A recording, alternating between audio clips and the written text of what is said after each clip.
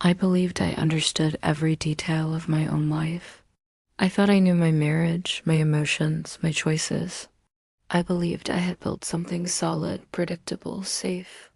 But the human mind has a way of hiding from itself what it is not ready to face. While everything still looked normal on the surface, I kept telling myself that trust was the foundation of any relationship, that love survived through daily commitment. I believed that with all my heart. What I didn't know was that, beneath that certainty, something quiet was already moving. I thought I understood my own mind, but what I didn't know was that a resource existed that could help me rebuild my life. You'll find it in the description and comments. At that moment, I wasn't afraid yet.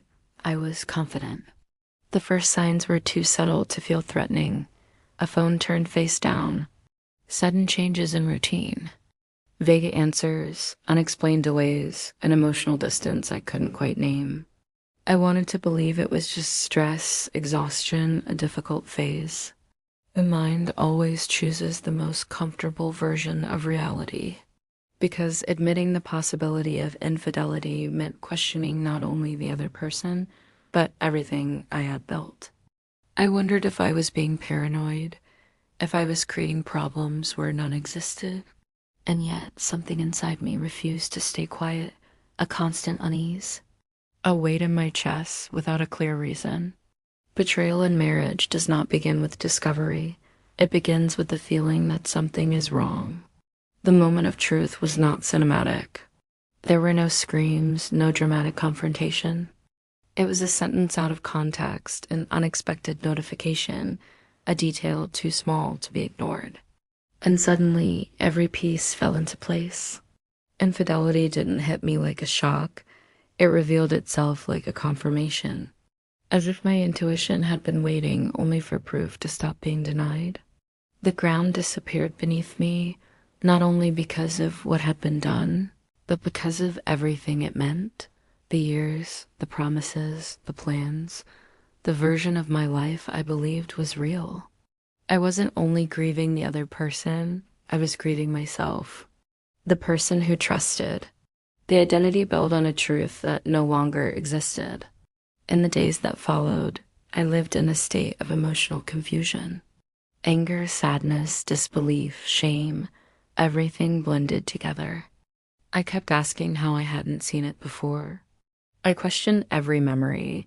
Was it real or was it already a lie? I searched for explanations, but none of them eased the pain. Because infidelity doesn't only break the heart, it fractures the mind. It shatters your sense of safety, distorts your perception of reality, creates anxiety, mistrust, and a deep fear of being replaced. I didn't know what hurt more, the betrayal itself or the feeling that I had been living inside an illusion. And in the silence of the night, the question that haunted me most wasn't, why did they do this? But who am I now? Realization did not come through a single decision, but through a painful process of self-listening. I noticed that I was trying to understand the other person before understanding myself. I kept asking whether I should forgive, whether I should leave, whether anything could still be saved. But beneath those questions was a deeper one. Did I still recognize myself inside this relationship? Betrayal in marriage is not just the breaking of an agreement, it is a fracture of identity. Because after it happens, nothing ever returns to what it was before. Even if the relationship continues, it is never the same. I understood that choosing between staying or leaving was not enough. I had to choose myself. Rebuilding began where I least expected, in silence. A silence that at first felt unbearable, but slowly became space. Space to feel without justifying, to think without minimizing, to look at my story with honesty. I stopped asking whether I had been enough, and started asking whether I had been respected. I learned that betrayal is not a mistake, it is a choice. That infidelity is not an accident, it is a decision. And that love does not require you to accept the destruction of your dignity in order to survive. I reorganized my emotional life. I sought clarity. I set boundaries. I reclaimed parts of myself that had been silenced in the name of stability. It wasn't fast. It wasn't easy. But it was real.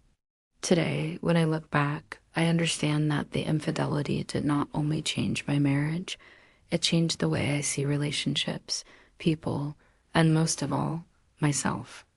I no longer see love as attachment. I no longer confuse staying with loyalty. I learned that respect is not negotiable, that trust cannot be rebuilt on empty promises, and that remaining in something that destroys you emotionally is not maturity. It is self-abandonment. My story is not only about betrayal in marriage. It is about awakening, about realizing that even when someone breaks your world, you still get to choose how you rebuild it. At the end of my journey, I discovered guidance and a resource that helped me face anxiety, emotional trauma, and inner reconstruction. You can access it too. The link is in the description and comments.